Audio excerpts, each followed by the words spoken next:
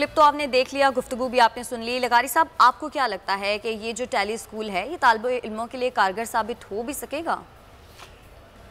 سب سے بڑی اعتراض یہ تھا جب ہمارے اوپر کارروائی ہوئی اور بولکو اور ایگزیکٹ کے خلاف, کہ ایگزیکٹ جو ہے وہ دنیا بھر میں فیسلٹی فراہم کرتا تھا, آن لائن فیسلٹی ہوتی تھی. یہ بات ان کو سمجھ میں نہیں آتی.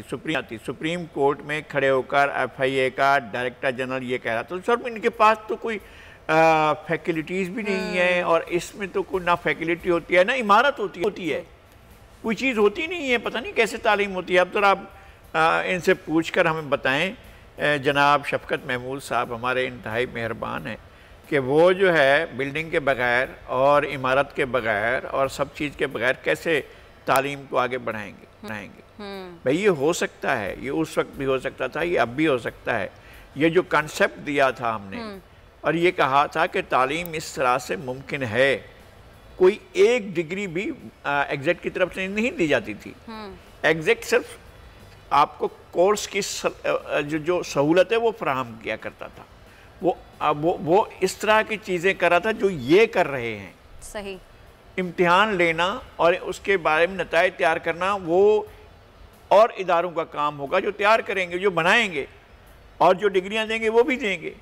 لیکن یہ بات تو کم از کم لوگوں کو اور اس مافیا کو تو سمجھ میں آئے گی جنہوں نے یہ سارے کا سارا طوفان اٹھایا تھا بول کے خلاف, اور بول کے خلاف ایک زہر اگلا تھا اور ایگزیکٹ کے خلاف ایک زہر اگلا گیا تھا. وہ اب تو ان کو سمجھ میں آئے گا کہ بھئی یہ ایسا ہو سکتا ہے.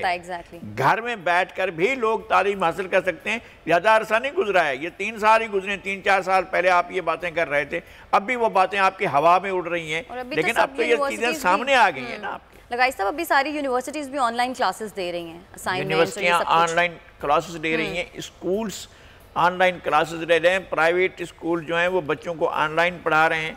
اب آن لائن ایجوکیشن کا کنسپٹ انتہائی قابل احترام عدلیہ کے سامنے یہ پیش کرنے کی گزارش کی گئی تھی, اور شاید موقع نہیں ملا تھا, لیکن ہم چاہ رہے تھے کہ پاکستان کی اعلیٰ ترین عدلیہ کے علم میں ہو کہ آن لائن بھی ایک چیز ہوتی ہے. اب تو پاکستان میں یہ سامنے آ گیا نا, ہر چیز سامنے آ گئی ہے کہ ہاں یہ ہو سکتا ہے, اور ایسا بھی اس طرح کے حالات میں ایسا ہو سکتا ہے.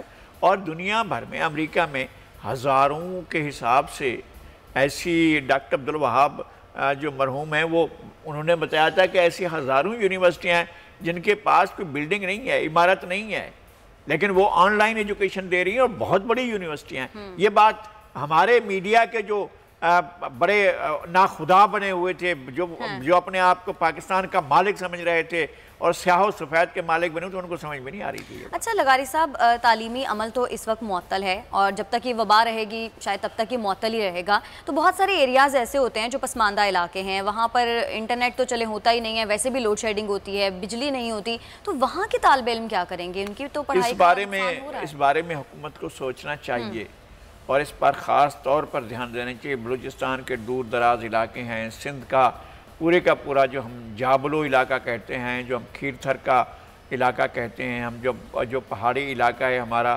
یہاں کراچی سے باہر آپ چند کلومیٹر آگے جائیں کراچی سے, تو آپ جو ہے اچانک 21ویں صدی سے 12ویں 13ویں صدی میں چلے جاتے ہیں, اور ایک پرانے زمانے میں چلے جاتے ہیں. وہاں سے لے کر آپ سیدھے چلے جائیں جام شوروں کا پہاڑی سلسلہ, پھر دادو کا پہاڑوں سلسلہ, پھر لاڑکانہ کا پہاڑی وہ جو سلسلہ ہے پہاڑی سلسلہ, کمبر شہداد کوٹ کا پہاڑی سلسلہ, اس طرح سے آپ آگے چلے جائیں. تو یہ جو علاقے ہیں یہاں پر تو, اور ادھر ہمارے آج نیچے تھر کے علاقے میں سندھ میں تو یہ صورتحال ہے کہ یہاں پر بھی لوگوں کی رسائی نہیں ہے, جہاں بجلی نہیں ہے, جہاں پر بیسک کمیونیکیشن سسٹم نہیں ہے. اسی طرح سے سرائکی علاقوں میں بہت سے سرائکی علاقے ایسے ہیں جہاں پر اس طرح کی سہولت نہیں. تو حکومت کو یہ سوچنا ہوگا. بلوچستان پورا, خیبر پختونخوا کے بہت سے علاقے بالکل ایسے ہیں کہ جہاں پر انسان کی رسائی نہیں ہے, اور جہاں پر جدید زندگی کی سہولتوں کی رسائی نہیں ہے, تو وہاں کیا ہوگا؟ اس بارے میں حکومت کو سوچنا ہوگا. بالکل, حکومت کو اس بارے میں سوچنا ہوگا. اب ایک اور اہم معاملے کی بات ہے ناظرین, اس وقت کم از کم 40,000 پاکستانی ایسے ہیں جو کہ مختلف ممالک میں پھنسے ہوئے ہیں, اور حکومت کی جانب سے انہیں واپس لانے کے لیے خصوصی انتظامات بھی کیے گئے ہیں, مختلف پروازیں بھی چلائی گئی ہیں. لیکن یہ کب تک ممکن ہو سکے گا کہ تمام پاکستانی وطن واپس آ جائیں؟ اس حوالے سے آپ کو کلپ دکھاتے ہیں. ناظرین، شاہ محمود قریشی صاحب نے کہا ہے کہ حکومت نے خصوصی انتظامات کیے ہیں، خصوصی پروازیں چلائی جا رہی ہیں کہ بیرون ملک جتنے پاکستانی ہیں انہیں وطن واپس لایا جا سکے، لیکن لغاری صاحب اس تمام پروسیس میں کتنا ٹائم لگے گا اور اس دوران ان سب کی جو مشکلات ہیں وہ کس طرح سے کم کی جائیں گی؟ دیکھیں، اس سلسلے میں حالات بہت زیادہ خراب ہیں۔ جو یہ بتایا جا رہا ہے کہ خلیجی ممالک میں، مجھے روزانہ خلیج کے کسی نہ کسی ملک سے فون آتا ہے اور کوئی نہ کوئی آدمی اس مسئلے کو ہمیں بتا رہا ہوتا ہے کہ میں اس صورتحال کا شکار ہوں، ہم تنہائی میں ہیں، اور یا تنہائی میں نہیں، ہم کچھ لوگ ہیں اور کمرے میں بند ہیں، باہر نہیں نکل سکتے، کھانے پینے کے لیے کچھ بھی نہیں ہے، اور اس کے علاوہ یہ کہ ہمارے پیسے ختم ہو چکے ہیں، ہمیں کچھ مل نہیں رہا ہے۔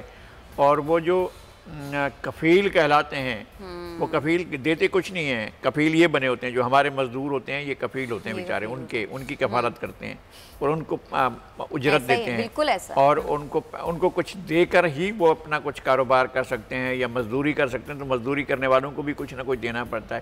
اب وہ ساری صورتحال ان کے لیے ناقابل برداشت ہو گئی ہے۔ اب کفیل نے پیسے لینے، کفیل پیسے لے گا، اور وہ جو ادارے ہیں انہوں نے بند کر دیے ہیں، کاروبار بند ہے، دکانیں بند ہیں، بزنس بند ہے، فیکٹریاں بند ہیں، آئل فیکٹریاں بند ہیں، اور پروڈکشن ہو نہیں رہی۔ ایسی صورتحال میں مزدوروں کا کیا ہوگا؟ یہ حکومت کی سطح پر اس معاملے کو دیکھنا چاہیے۔ ایک دفعہ ضیاء الحق سے کہا گیا تھا جی پاکستان سے لوگ بھاگ کر آتے ہیں سعودی عرب، ہم کیا کریں؟ تو انہوں نے کہا کہ جو لوگ آتے ہیں بھاگ کر، آپ ان سب کو اٹھائیں اور سمندر میں پھینک دیں۔ یہ بالکل انہوں نے کیمرے میں کہا تھا۔ تو اب عمران خان صاحب بتائیں، یا سمندر میں پھینکیں یا ان لوگوں کے واپسی کا بندوبست۔ سبسکرائب کریں اور بیل دبائیں تاکہ کوئی خبر رہ نہ جائے۔